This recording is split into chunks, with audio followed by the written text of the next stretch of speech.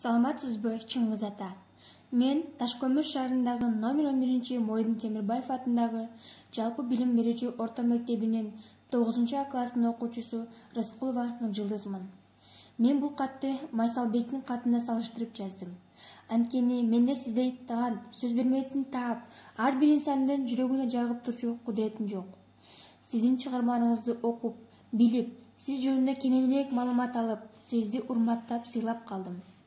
Адамдарга гана эмес, жан барларга болгон мээримиңизди, мекенге болгон сүйүүңүздү, энеге болгон урматыңызды, аялга болгон назик сезимиңизди, жаратылышка аяр мамиле жасап жазган чыгармаларыңызды окуп, сизди жакындан билдим.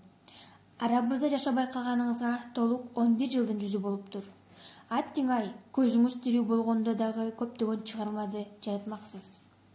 Султанмурат менен Мырзагүлдүн сүйүүсүндө сүйүүнү Facebook, Instagram, WhatsApp аркылуу жазмаксыз. Дүйшөндүн мектебиндеги учурду сүрөттөгөндөй, бүгүнкү күндө биздин коомдо болуп жаткан пандемия учурундагы аралыктан окуп, маска, антисептик колдонуп жатканыбызды да жазмаксыз. TikTok таткан секелек кыздын образын, аял кейпин кийген эркектерди да сөзсүз кошуп кетмексиз. Кээде ойлонуп, биз жашап жаткан жаңы кейтерлик көрүнүштүрү Кудайым сизди ыра көрбөдү окшойт.